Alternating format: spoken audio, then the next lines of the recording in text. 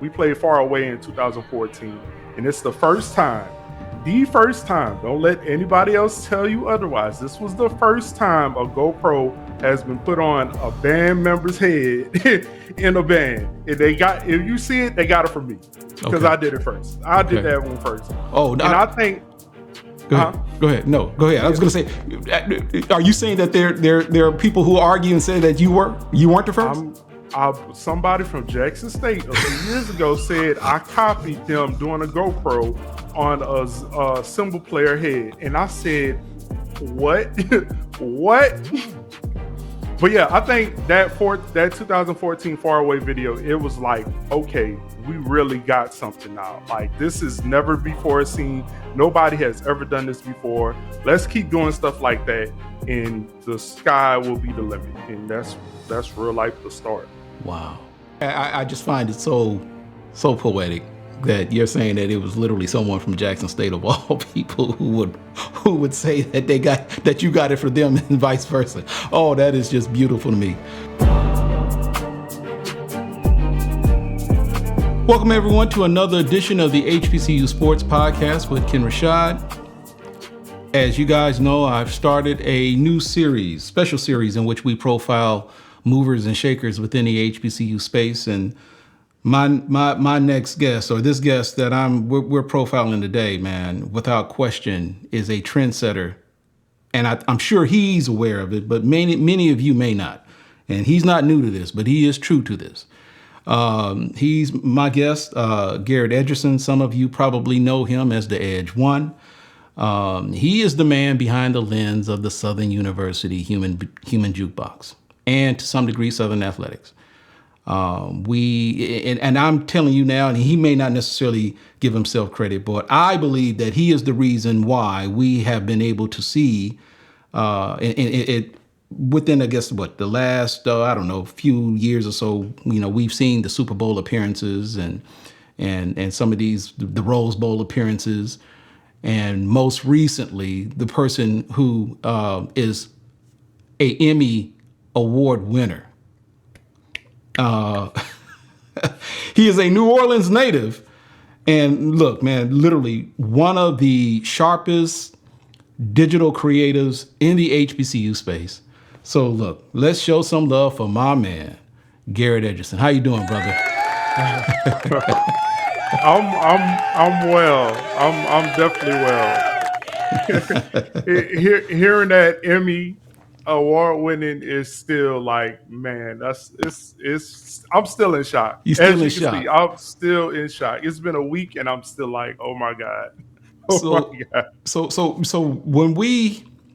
So when I reached out to you, because and just so you guys know, this has been a while in the making, because I've if you recall, we were in Atlanta for the SWAC tournament, and I talked to you then. I said, look, I wanted to bring you on. And did you have any idea at that time about the Emmy? Were you aware of that? This was in March. This was in March. So yeah, we already we just wrapped up on filming for the doc. So okay. Yeah, I knew. So you knew about it. Okay. Yeah. And so now I wasn't aware of it. And then not that long ago, when we were trying to set up the dates, remember I asked, and you said that, yeah, I got a trip to New York. So is that trip that you were referring to? That was definitely that trip. Okay. That was all right. Definitely that trip. All right. So man, for those of us, man, who may not know who you are, man, just kind of give us some idea about who you are and what you do, man. Okay, like you said, my name is Garrett Edgerson, aka the Edge One, as most people know me by. Right. I am the media director for the Southern University Marching Band, digital media, Southern University Athletics now, and also the owner of the Edge One Productions. Right. Born and raised in New Orleans. Southern has been home since Katrina for me. So yeah, after Katrina for me. So yeah. So originally from New Orleans, where'd you go to high school? Katrina happened my sophomore year of high school, right? But I was born and raised to go to St. Aug. Okay. So I'll say that. So I went to St. Aug my freshman year. Katrina happened my sophomore year, and then we ended up moving to Arizona. You moved to Arizona? Yeah. So my brother's kind of famous in the state. My brother played basketball for St. Aug, won a Okay. national championship in high school, Okay. won the state championships. He went to the University of Arizona in Okay. Tucson, played with Mike Bibby, Jason Terry, that Okay. '97 championship team. Oh, okay. Okay. So yeah, Okay. we had a lot of connections in Tucson. So we went, we did the kind of, so let's back up. We got stuck. Obviously, we got stuck. So we were stuck in the city from Monday to Thursday. Went to Mm-hmm. Houston, stayed with my uncle like 2 weeks, and then my mom was like, "Y'all want to go to Arizona?" Okay, we go to We got Arizona, Arizona, right? and we dipped to Arizona, and that's where I finished high. That's where I finished high school at. Then we moved back, and then I started at Southern that summer. Well, Was it that fall. was it always your plan to go to Southern? Nope, nope. So Uh, how did that come about? the plan was I played football. Right. I ended up being second team Southern Arizona in Arizona. The plan was to go wherever I got a football scholarship to. The University of Arizona didn't pan out. I got recruited to UNLV2. That didn't pan out either. I got an offer to the University of Northern Arizona in Flagstaff, and my Okay. mom was like, "You ain't going out there. Like, you not going at all. We moving back home, and you gonna go to Southern." So Southern Oh, was. I she told always you. say this. She told you I where you were going. Well, she didn't tell me, but Southern was my last. Well, I don't like to say this, but it's true. Southern was my last choice. Like, Okay. Southern was not on my mind. The only thing I knew about Southern was the band. Okay. Point blank. I knew Southern had a great band, and that's it. But she made that call like, "Hey, we moved back home, and you going to Southern?" Okay. All right, Mama. I'm cool with it. Let's go. And you were at Southern doing what years? My freshman year was 2008, so Okay. fall 2008 until spring 13. Okay. So for the most part, you were a football player. You never played in the band or anything like that. I was in a band in middle school, but once I got Okay. to high school, it was straight. Right. It was football. What did It you was play? definitely football. Offensive tackle.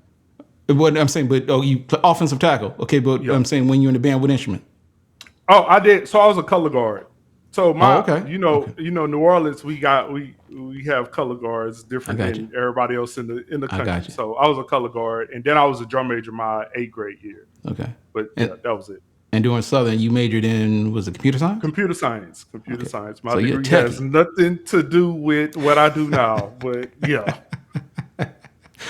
And that's a Okay. whole story in itself right there. I That's a got whole you. story. Oh, got you. So let's kind of start, man, with what led you to get the ball rolling with respect to filming these videos. How did that begin? So, like I said, we moved to Arizona for Katrina. Obviously, band is life in New Orleans, and band was still a big part of my life in New Orleans. And I just at that time, YouTube just started. This is 2005, so YouTube just started. So we were still in the era of band DVDs. So Right. what I had to do was pay these people across the country to ship me band DVDs to Arizona, and that's every few weeks I get a little money. Oh, hit it at $5 for this band DVD, $10 XYZ. So I had to keep doing that. Eventually, once I got to Southern, I was just like, I'm here. I don't have to keep buying band DVDs. I could start making my own DVDs and selling them to make a little money on the side. So that's what I started to do. Like my first 2 years there, I was just really just doing what with whatever, a small little. I don't even know what kind of camera it was. It was trash. It was definitely trash. But I ended up. I got enough money. I work study in the union. I used one of my work study checks. I bought a camera, and the rest became history. Like I took that little red Sanyo camera wherever I went on the yard. I just started recording Greek shows, pep rallies, all that stuff. And then at the games, at this time, you couldn't get on the field. On the field, you have to Right. be on the edge of the track. So if you or anybody else go back and watch like band videos from like 2010 to 2011, you'll see me on the back of the track with my camera recording the band. You'll see just like this, recording the band. And that's how I got it. I got it rolling. And then, my stuff, the work started to grow. People started to notice it. And I want to say spring 2012, I created a band DVD for Mr. J, who was the band director at the time. Like, hey, this is what I could do if I could really record the band. It was nothing. At the time, of course, it was like, oh my God, this is the greatest thing in life. I look at it now like, oh. So for those that may not be aware, Mr. J, you talking about Jackson? Yes, Mr. Jackson. Mr. Lawrence Jackson. Lawrence Jackson. Band director. Yeah, okay. He was the band director. So I gave him this DVD, man. Oh, this is some great stuff. You can record the band. Okay, cool. Really? Push coming forward. The fall came. I was planning on just doing my own thing with the band. But at this time, the band had humanjukebox.com, which was run by Barry Connor. Barry reached out to me that summer and asked if I could he noticed what I've been doing the past 2 years, and he asked if I can help them out with their production. And I'm like, oh, yes, because I bought Barry's DVDs while I was in Arizona. So I already know what Barry and his group could do. So I was like, oh, yes. Yes, so indeed. You were still a student at the time? I was definitely still a student. Okay. Okay. I am prime in my my undergrad life. Barry gave me that chance. Barry and Mr. J gave me that chance. And while helping out Barry, I still got to do my own thing. That whole 2012, come back 13 the same way, and then push come to shove, Mr. J retires. Mr. Hammer gets on. Mr. Hammer wants to take the band to the next level. So he decides to bring me on like fully to push the brand of the band. And from 14 until 25, that's what I've been doing. Just pushing the brand of the band. Wow. So when you first started, and given what you were doing for Mr. Jackson at the time until the time that Nathan came in, did you guys have any idea, like, I mean, other than just recording, did you guys have the vision of what this could potentially be? Or were you just kind of like, okay, we're putting these videos out, other than maybe this is a recruiting tool? I mean, is that kind of like what what was the mindset at that time about the benefit of you recording the band? What was the mentality? There wasn't one at that time. Like, I don't think nobody, including myself, saw what it could possibly be at that time. I didn't realize it myself until Hamer got in the seat. Okay. That, hey, we could really like take this to the next level. Like, I want to do X, Y, Z and shoot it up. But them first few years, like, it was just okay. It's just okay. Just recording. Okay. Same old. So obviously, and everyone knows this, Hamer comes in, and without question, there was a meteoric rise with how the band performed, just the overall demeanor. The attitude was, can't nobody stop us, and we gonna do whatever we can do. We can play whatever we want to play. We can play anything that's out there. And, depending on which side of the fence you're on, you either hated it or you appreciated it or you respected it. And if they didn't respect it, no one really cared. You just did what you had to do anyway, which was, to your credit. And that's not, it's appreciated. So what was it that he told you to do that? Because there's a part of me, when I hear this, I'm thinking he apparently maybe he had a vision, and that, or is it just, so you're saying we're going to do this. So what is it that specifically did he ask you to do? He didn't specifically ask me to do anything. Just really? He told me do what I wanted to do. And that's what I wanted to do. Okay. So I no shade to Haber, but he did say do X, Y, Z. It was just like, no, here's the keys. Do what you want to do. Just make sure it look good and we look good. Okay. Cool. That's all I needed. Gotcha. And then I just whoop. Okay. So you're doing everything. He's giving you complete creative control. There had to be a moment, though, There had to be that aha moment to where you and even Hamer or someone in the band or someone had to say, this is doing something, or we've got something with this. There had to be a moment, I'm sure. I always put that moment on. I could remember this like from the back of my hand.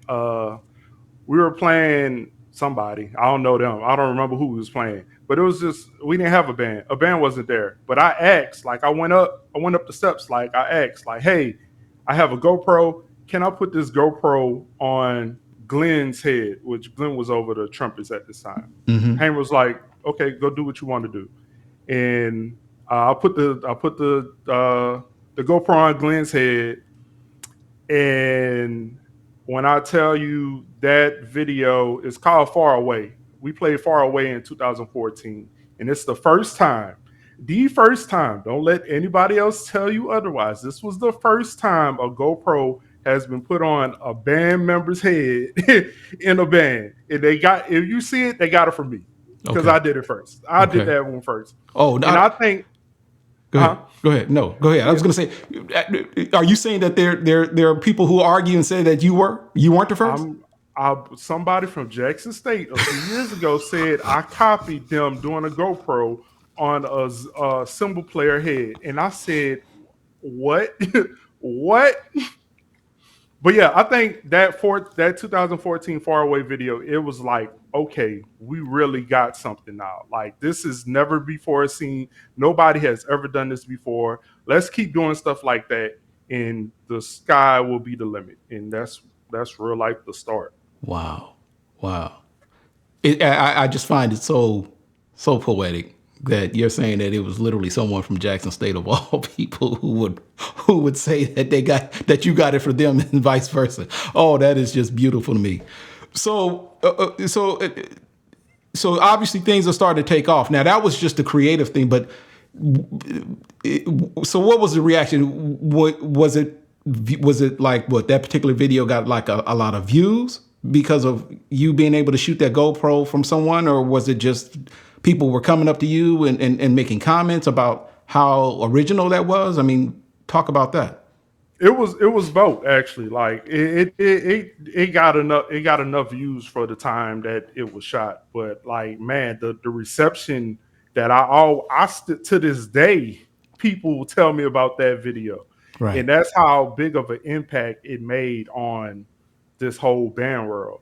And like I said, I saw it, he saw it, the staff saw it, marketing team saw it, and it was that springboard that I think we realized at that time. It's the start of his tenure, so we was rolling, and that just made it roll even faster at that time. Right. So obviously, and this is a credit to you and your team and your creativeness, your creativity. How long did it take before you started seeing other band programs and their media teams kind of starting to do what you guys were doing? Oh, it was a few years. I want to say around 17. That's when everybody started to like real life dive into it. And I'll say this: we weren't the first band with a media team. Like that. That goes to A&T, North Carolina A&T. That goes to them. But I think for us down south, we were that first team that was like, yeah, they've been on it. We need our stuff to look like their stuff. We need the ideas. We need the GoPros. We need the drones. We need all of that. And I want to say that happened around 17. Okay. So you guys are obviously making progress. Was there ever a time where maybe other schools from other band programs maybe reached out to you and asked for your consultation in terms of how to go about doing certain things? It happens to this day. Really? It happens. It happens all the time. It definitely happens all the time. And like I'm helpful. Like I'll help you. Like I don't mind helping you because at the end of the day, if I help you out, it'll make everybody look look better at the end of the day. Right. I, So go ahead. yeah, nah, I'm good. No, because the reason why, because when you sent me your notes back, and I noticed that you were one of the ones who you mentioned the challenge of getting folks to embrace the value of new age tech, and I mean, do you still see that to be a challenge? Do you see folks improving, or is that, or are they kind of still behind the 8 ball? What are your thoughts about what we're currently seeing right now? It is definitely still a challenge. I don't think most people see the value in real cameras. Like Mm-hmm. it's cool to have a phone in XYZ, but to have these 4,000 something dollar cameras to actually record your stuff. And I don't it it's always been hard. It is always hard. I'm not, no shade to the band directors. I know y'all be about banning XYZ. But you need the visual to match your band. Mm. And they have to buy into having that visual. And that's why I'm so thankful of Dr. Taylor. Like he bought into it and he set aside the money for us to get our equipment Oh, that we have now. okay. So He's go ahead. I'm sorry. Go ahead. Go ahead. Finish. yeah, Finish. he set aside a good amount of money because he realized like this is what we do, this is what we need. So here is the money. You pick out what you want, and we gonna go get it. So I'm forever thankful for Doc. Wow. So the equipment. So because I find it fascinating, and I question you about this when we were in Atlanta watching, at the SWAC tournament. And I guess for those that may not be aware, so based upon what you told me, that equipment is the band's equipment, not necessarily yours. So so once I started, Right. when I started officially, so 2014 until after COVID, we shot the band off of my equipment, like Okay. all my equipment, Right. like everything, except for the people that had their own cameras at that time. But outside of that, everything was shot from Okay. my equipment. That after COVID, Doc had gave us the money to buy XYZ for the band, and that's when we bought XYZ for the band. Right. Right. How often do you have to make purchases? Do you make purchases yearly, or is it?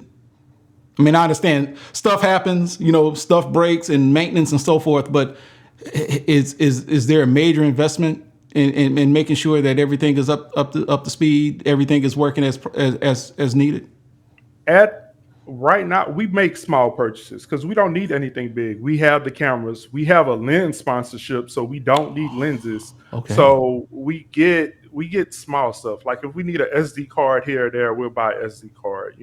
Small stuff. Nothing big at this moment because we don't need to. Because the cameras we shoot on currently are Netflix certified cameras that they're gonna last us a few more years. So we're not gonna need to flip So, cameras anytime soon. see, you're teaching me something now. So there is something as a Netflix certified camera. So before we purchased our cameras, the goal was okay, if we want to create our own docu series of XYZ, we want a camera because Netflix only approves certain cameras. So we went on the Netflix list. Okay, this camera is in our price range. These cameras are in our price range. These are the cameras we want, just in case we decide, hey, Netflix, this is what we do. Y'all take a look at it. We would love it to be on Netflix. So Wow. that's what we based off of. That's what we base our purchase off of, is that Netflix list. Wow. Okay. If you mind me asking, I mean, how much of these cameras typically? What kind of cameras do you guys use? We shoot on Sony FX3s, and I want to FX3s. say, Okay. yeah, I don't remember the price at the time. I want to say they're like $4,000 right now. I think Okay. somewhere up in Wow. there. Okay. And how many? So for like say halftime, how many cameras are you actually using? It depends on how I feel. Okay. It depends on what the band is doing also. Uh, our last field show we did the Honda Battle of the Bands. We shot with 4 Okay. cameras. 4 It cameras. differs. It Right. differs where we are. Okay. So we did 4, so 3 FX3s, and I have my own set of Sony cameras. So we use one of my Sony A7S3. We use that as the 4 camera. If it was outside, it would be 5 because I'll use the drone too. So like I said, it depends. It depends Okay. on what's going on and how I feel at that time. What about when you do parades? That's the same thing. It depends on how I feel at the time. Okay. But usually 2. Two will got you. get the job done for a parade. Okay. Okay. Well, depending on if the doll's there in XYZ, it just depends.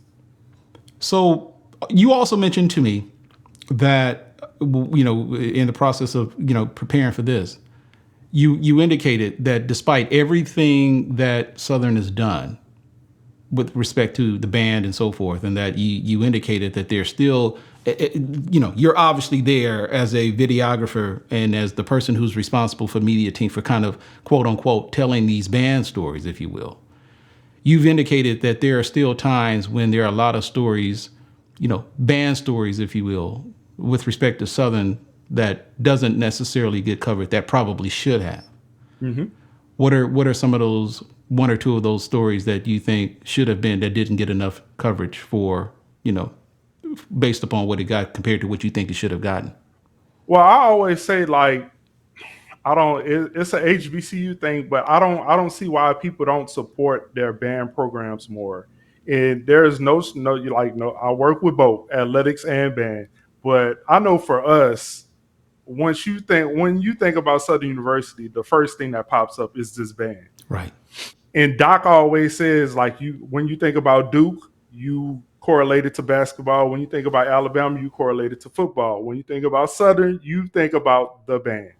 And I always feel like the school doesn't support the program in general, not enough, like not enough at all. Okay. I don't think people realize how hard it is to manage a 250 piece band and have these many students making the honor roll, like making above 3.0s, the people that's making 4.0s, on top of practicing all day and learning music all day. I don't think that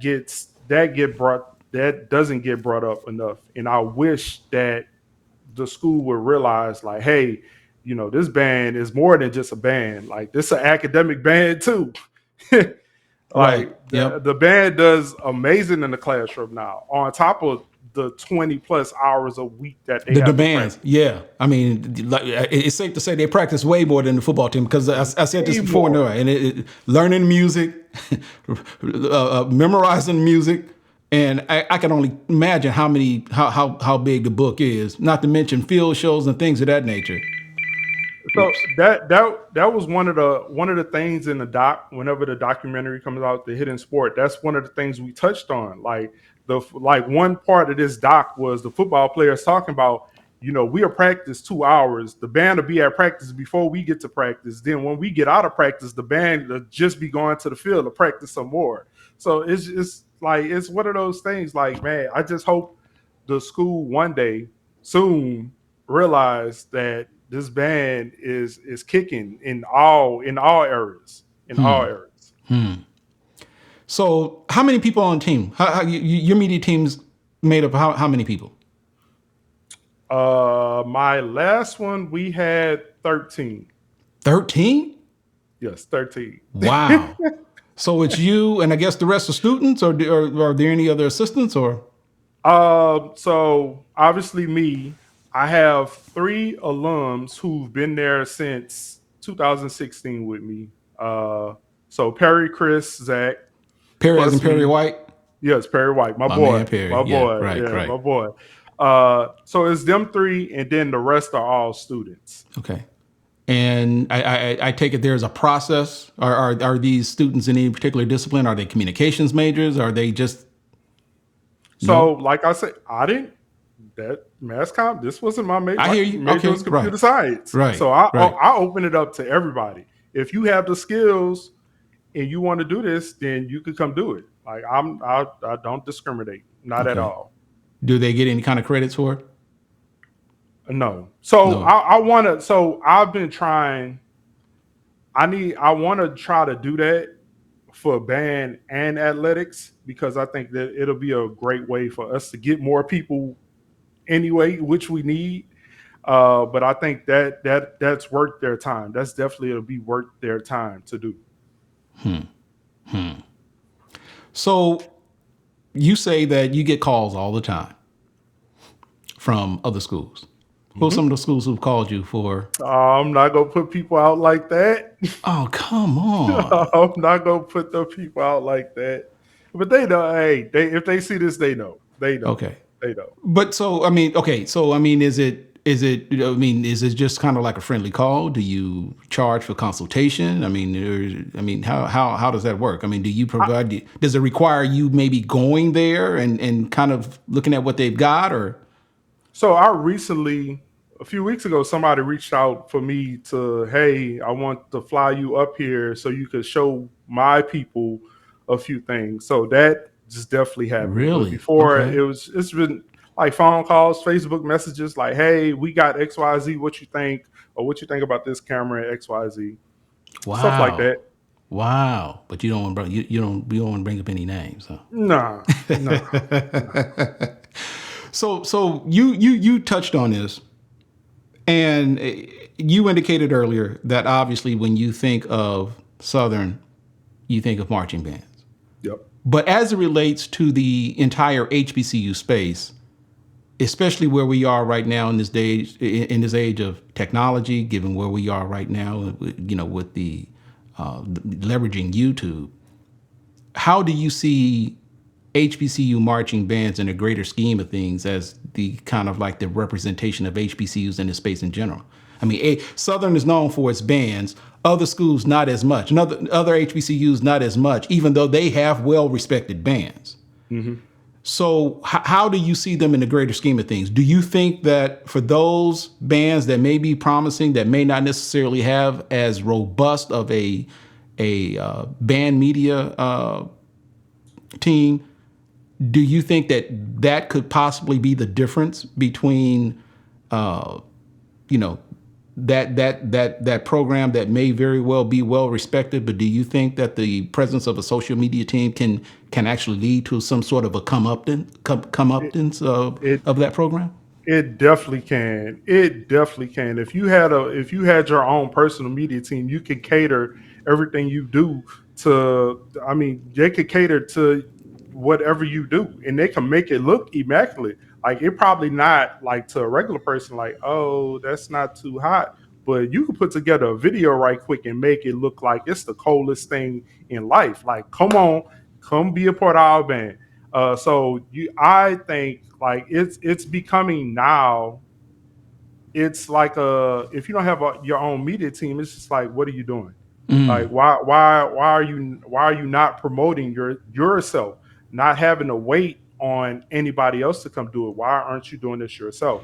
So it's becoming it's not, to me, if you don't have one at this point in time, like it's not good. It's not good at all. It's funny. Okay. Because I hear you say this. So, and I'm going somewhere with this.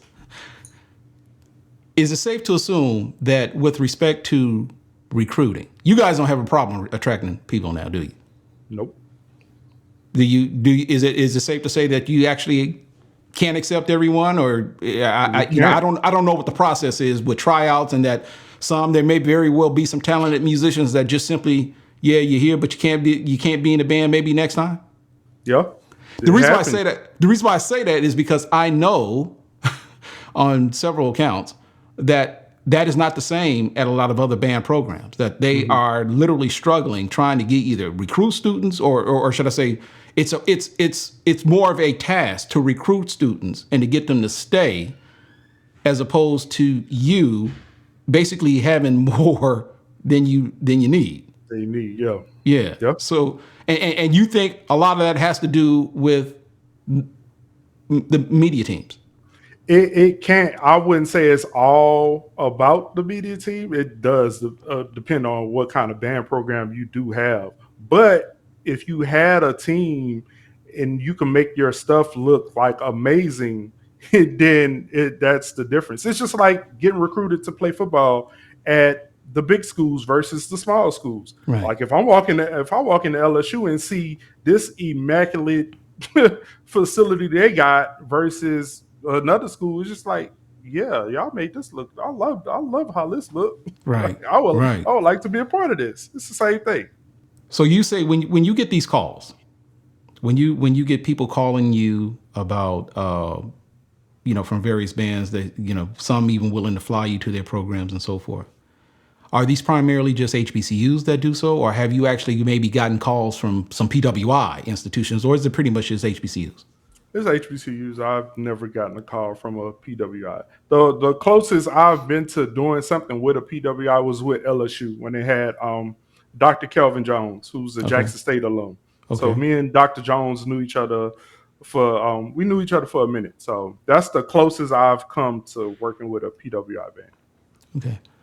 So obviously, like I said, with respect to telling stories, man, and there's, for whatever reason,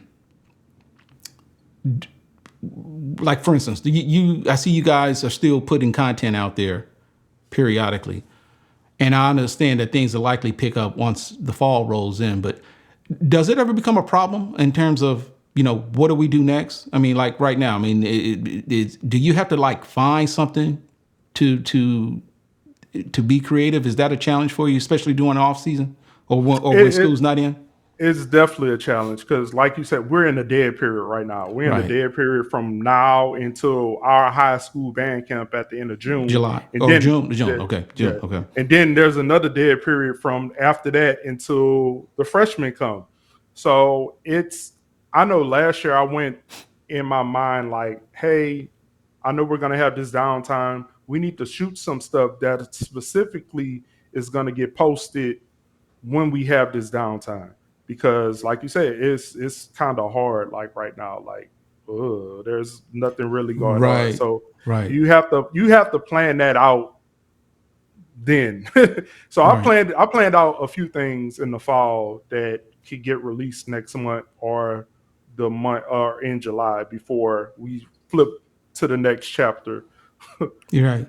So here's another thing. Going back to when you're doing these games, man, and I'll admit, I am kind of fascinated at the speed in which I see a lot of these videos being posted. Like, you guys have a game on a Saturday, and and I look, and not that I wasn't necessarily there, but it can be, later Saturday night, and I look, like, damn, they got halftime up already. How and obviously this is a process you've obviously mastered, but how long does it take? And I'm guessing, let's just say you're at home, you're at a home game, and game's over with. What is the turnaround time? Typically, how fast can you get a fully edited video up on your YouTube channel from the time that it was actually recorded? What's the turnaround time? So, quick story. That's another me thing too. Like people started doing that because of me. Back in 2011, I did a fifth. I went back to my dorm room, uploaded the video, and my boys that I knew that were in the band were just like, "Man, you had the video up before we even got back to the band room. Like, how was that even possible? Like, how is that even possible?" And obviously, it's so much more complicated than that today. Like these days, it's so much more complicated. It depends on what it is. So if we're at home, fifth quarters, zero quarters, right? Yeah, that could get up. The only thing that'll stop that is the actual exporting of that video because they're so long. Right. Like that's 30-something minutes. So the thing that'll stop that is the exporting time. But if we're at home, we have super fast internet on campus. So I could upload a 40 gigabyte video in a minute on Ethernet in the band room. In the band room. Wow. And you're doing this afterwards? Is this like after the game? So I stopped doing. I was doing during the game at one point in time, but I work with athletics now too. So my focus is I got to do both at the same time. I'm the last one. If we have a home game, I'm the last one to leave the band room. The absolute last one. I'm the one cutting off the lights, locking the doors after a game. And this is like 2 in the morning, because I'm making sure that, one, I like my Sundays sometimes. Like, I like my Sundays. So y'all gonna get these videos tonight because I just want to sleep or watch football on Sunday. Right. So like I said, it depends. Like a field show, it might take a minute because you have so many camera views. You got to sync up the drone. I was gonna say you got to sync them up. Right. Yeah. Well, we have a program that syncs all the other videos up, but it's just that drone video. It doesn't have sound, so you got to do it by eye. So you got to do that. That takes a minute. Then you got to cut XYZ. You got to make sure the sound's straight. So halftime usually takes a little bit longer, but most of the times halftime is done before it's time to go home. Are you doing it in 4K, 1080p, or this is all we shoot 4K? You do 4K. The 4K. You know how large those files are, man. In 4K. Trust me. I don't have my tons and tons of hard drives here. Right. We eat through 5 terabyte hard drives like candy.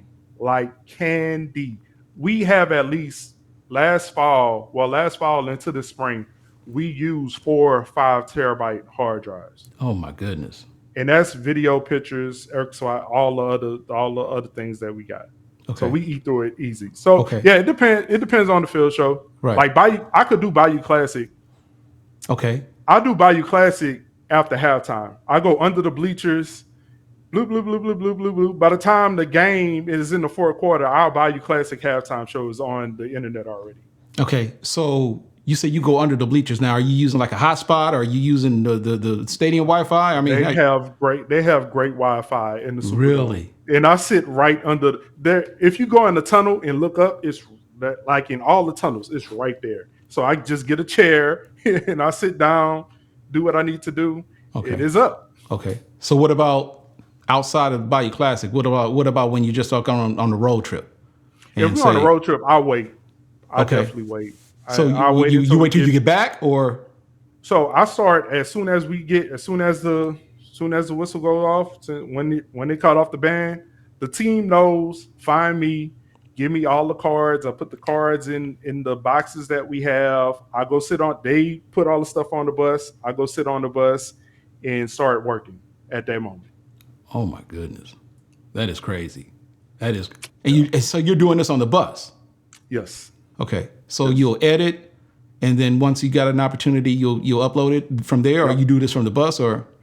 Yeah, okay. I'll just wait until we get to the hotel, or if we're on the way back from, let's say, Jackson, you just wait until we get on campus and then upload. What program? Final Cut Pro? I go between Final Cut and Premiere. And Premiere, okay. Yep. I got you. Okay, so let's kind of take a look at it, because we're going to talk about the Emmy. We're definitely going to talk about the Emmy, but I just want to. I'm fascinated because I think that for anyone, high school or college, I really do believe that there's kind of a masterclass element to this in terms of how you've been able to kind of execute this from literally the time that you shoot these videos to the time that they're actually posted to YouTube, whether you're home or away. I think there's a lot to be said about it. So just to kind of provide some more perspective, you are, and I know this, but just for those that may not be, are you an employee of the university? I am not an employee of Southern University. I am contracted to do band, and I'm contracted to do athletics. Okay. And so they pay you via the contract, and of which you obviously fulfill your responsibilities and so forth. But it almost kind of feels like it, right? Sometimes it does, because I'll be up there all the time, and it's just like, man, like, what? Do you go home? Like, no. Wow. Wow. So let me ask you this, man. So where do you see, now you obviously, when you started, you said you really had no idea where this was going to go. And so now that you're in this moment, in this time, and you see, or you've witnessed the transformation that has taken place, not only with band media and what is done for Southern's band program, and even to some degree with some other HBCU programs, those who effectively utilize it. Where do you see this possibly going in the future? Me personally, I want, I want our own band network. That's my goal. Is to start a band network, like where you could pop on the TV or go on the app on your TV and you see all this band content. That's what I personally want, and I think we're gonna get there. We're definitely gonna get there because we're the stones are set for us to get there. Now, when you So say I band, think were you talking about for Southern, or are you just talking about just I'm HBCUs in talking general? about in general, Okay. in general, and that's that. And I'm when I say band network, I'm not just talking about HBCU bands. I'm talking about all bands because once you get on that other side, them people they give that money. They definitely get that money and that full support. So it's just all band in general. I think Wow. I think the songs are set for us to get that rolling. And I kind of dipped my toe in it after COVID with band. I did a thing called Band Network, and it was kind of like a Sports Center type band show. Yeah. And I dipped my toe into it just to see how it'll come across. And I think if I get the time to really put my time into that, I think it'll be the start of getting this network really rolling. Wow. For you philanthropists out there, and for those of you who are into business accelerators, this man may have an idea here, right? Real quick. So with content creation being what it is, regardless whether it be in the band field or not, whatever case the situation may be, for those who are up and coming, those who may aspire to kind of do what you do, what are some tips that you would possibly provide them, or things to consider, or things to do and things not to do going forward? Because I'm sure you probably experienced your fair share of mistakes and so forth. But what are like maybe 2 or 3 solid points of advice that you give someone? Um, First one, don't get overwhelmed. It's a lot that goes into this. We may look it may I'll say me, my team may look like it's easy, but it's really not easy. It's really not easy.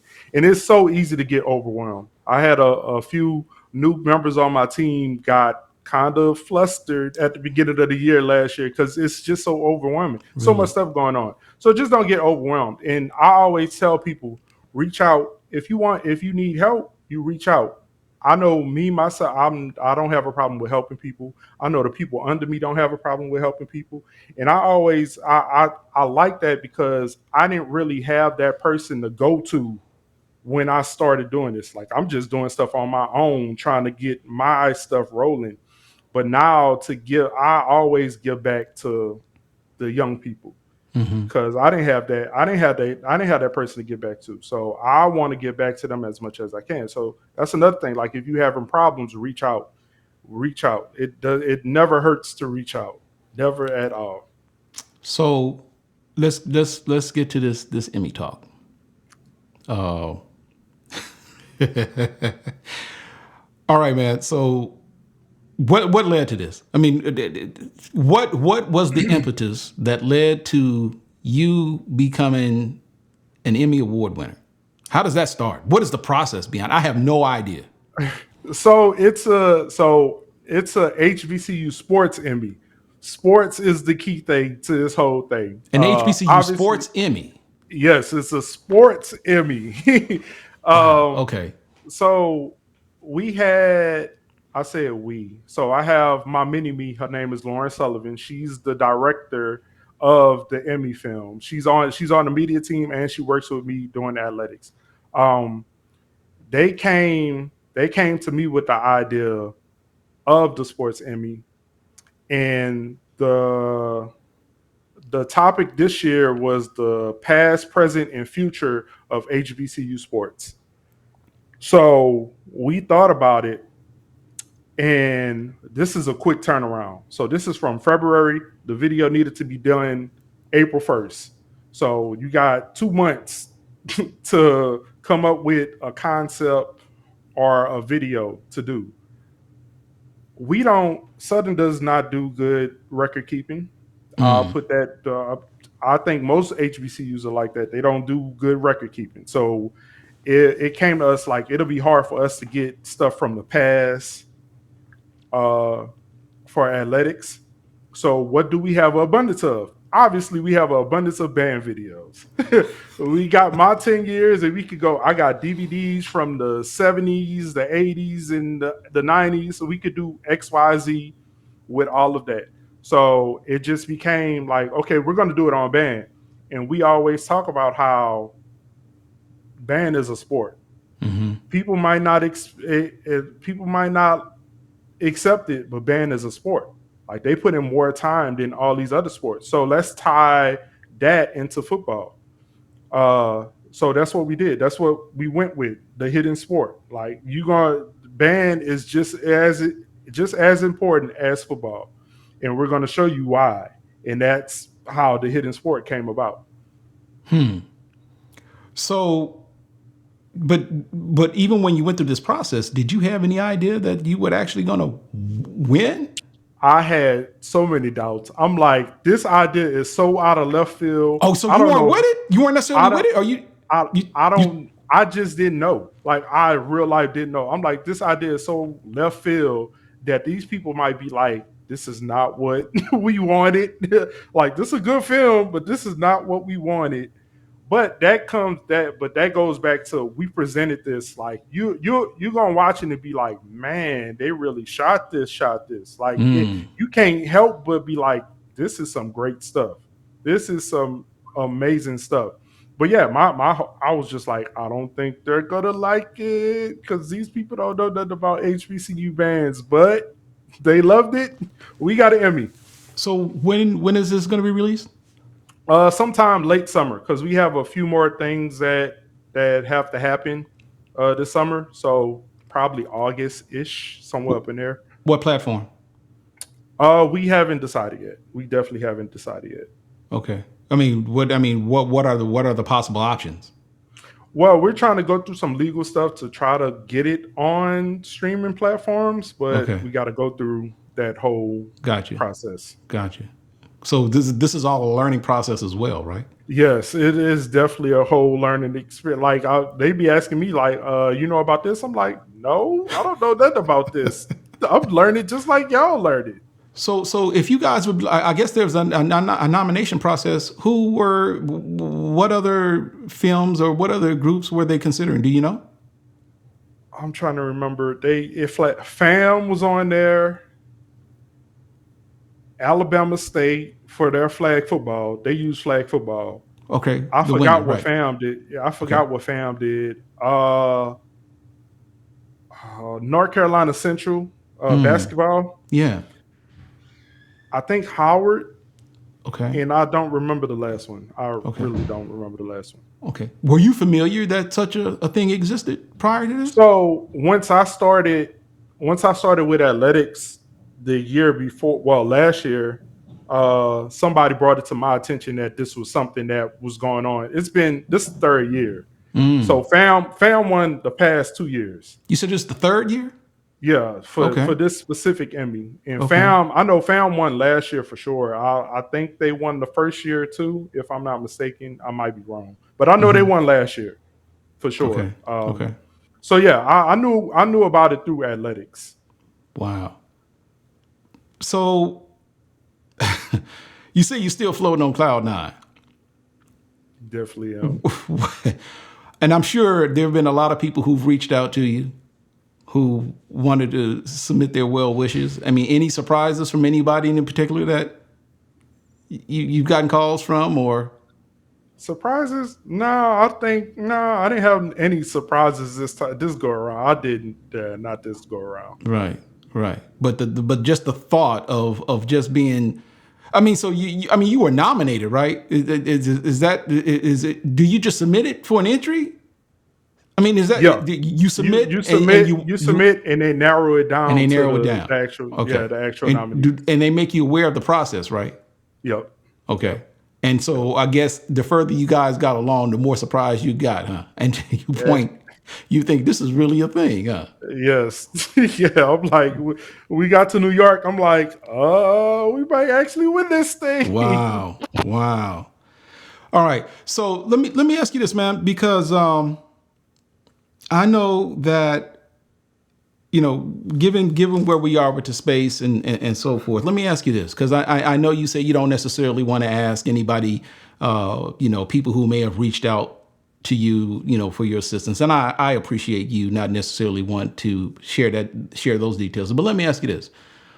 When you look at some of these other programs, obviously you're all Southern, and I get that. But what other programs, media teams do you look at and you say, they got a good thing going? Who are some other programs with solid media teams that you acknowledge?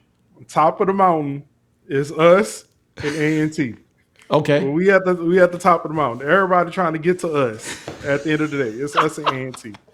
It's definitely us and A&T. Okay. And you said, and just for clarification, you said A&T started theirs first, right? Yeah, A&T had a team before we had a team. So, okay. Shout out to them. Shout out to Mr. Jones. Shout out to my boy Cash. Okay. Up and coming. So I guess you could say I have a tree. You know how they have coaching trees? I have my own tree at this moment because one of my boys, Xavier Michel, is over media at Texas Southern now. Okay. So he's been there a year. So obviously I know what he could do. I definitely know what he could do. So it's them two. That it's us 1, 2, 3. Then everybody else falls under that. I don't.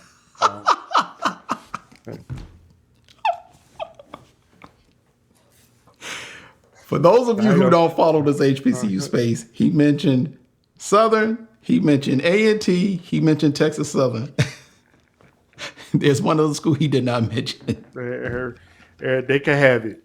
They got it. Everybody else got it. I love this. Oh my God. Okay, man. Look, before we wind this down, man. But let's talk about the Rose Bowl parade real quick. I love the Rose Bowl. So do you think, and I'm dead serious, I have no idea how these things work. Do you think your videos are the result of people reaching out to you to invite your band for some of these appearances? It's definitely one of the reasons why. Obviously we have a name. We have a name. We have a name, but I think most of these things are greatly helped by what we put out on a weekly basis. And so when they reach out to you, do they ever say, look, we saw your videos and we just think your band is just terrific? Yes. And we would love to have you come out and do whatever it is that we want you to do. Is that typically how it works? That's typically how it goes. That's typically how it goes. And they reach out to you to do that, or typically reach out to the band directors, or it depends. Like some people can't get in contact with him, so they'll see my email, they'll send me an email, then I'll forward it to Doc or XYZ, or he'll send me an email, hey, XYZ needs this because they saw this, so send it to them. It's stuff like that. They go back and forth. We talked about this briefly before we started recording, but I think it's important that while the platform in and of itself, with Human Jukebox and the attention that it gets, the views that it gets, and obviously the attention and the talk about the quality of the videos and so forth. And you said, obviously, it helps tremendously with recruiting. But there is a revenue component that comes along with this. And I know you said that people, despite the fact that, 133,000 subscribers at this point, that people may be somewhat surprised that it doesn't necessarily drive as much money as people may think for the program. But it's safe to say, though, that whatever it is that the YouTube channel does generate, I'm pretty certain it does help, right, with respect to expenses that come along with it. I'm sure, right? It does. It helps me pay for stuff for the team. If we need small equipment, then we could get it. It does help. But like you said, it's not what people think it is. It's really not. Wow. Okay. Look, brother, I can't thank you enough for taking the time to join us. This cat here is look, he's an OG. And as you've noticed, he's taken the time to acknowledge those other band programs for being the first at what he does. But without question, this guy has kind of taken it to a new level. And I think has kind of set out a blueprint for how others could possibly mirror what this program is doing to help grow their respective programs. Let me just say this. With respect to how you are currently working right now with Southern, you're there as a contractor. Do you know if the media teams at some of these other schools, are they in that same capacity? Do they work with the schools as contractors? Are they actually members of the band, or does it kind of revolve? Like, these are all student-driven type processes, or what? Do you know how that works? And the reason why I'm asking is because I know of a particular band program that is like really struggling right now, like really struggling. It's not too far from where you are, by the way. And, had a channel, they had to let it go, they had to relaunch it. You know who I'm talking about. And I think a lot of that is probably related to turnover and people not necessarily staying in, positions and so forth, or not having some sort of I guess a turnover strategy to where, no matter who's in charge or who's responsible for a particular thing, there's a process in place where if a person has to leave and go someplace else and you bring somebody in, there's a blueprint or there is a procedure or formula or guidelines in which you go by in getting these certain things done. Do you know if these programs have that same process in place? So media team wise, the only person I talk to regularly that's over a media team, well, the two people is Xavier at Texas Southern and Damian Cash at A&T. I know for sure Xavier is contracted. Okay. But Damian is actually on staff at A&T. Gotcha. Okay. So yeah, he's like they're the only two that I really like talk to. And just to piggyback off of what you just said, like I said, I lost Xavier to Texas Southern, so obviously that left me with a void. But I take it upon myself. I handpicked this team. Like I don't let anybody else get in the way of me handpicking my team. And that's what I do every year. I handpick the individuals on this team, and then I teach them my way or our way of doing things. So if just so happen I leave, somebody's in the wings waiting to take over this team. And I take it you have no plans of leaving anytime soon, right? You never know. Wow. Okay. You never know. Okay. He is Garrett Edgerson. Garrett, let everybody know, man, how they can reach out to you or follow you on social media. You can follow me on Instagram, The Edge One or The Edge One Pro, Facebook, Garrett Edgerson, YouTube, Human Jukebox Media. I'm on TikTok, but I don't be on TikTok. That'd be too much. I leave it to the young people. It'd be too much. But TikTok, The Edge One Pro. You want to follow the band page, Human Jukebox, SU_Human Jukebox, Jukebox Media, the Forever Dolls. We're all over the place. Wow. Hey, brother, I thank you so much again, man. I know you didn't have to do it, but congratulations on your success. And, man, continue to do good things, man, not only for Southern, but for the HBCU culture in general. Will do. I appreciate you for having me. All right, brother. All right.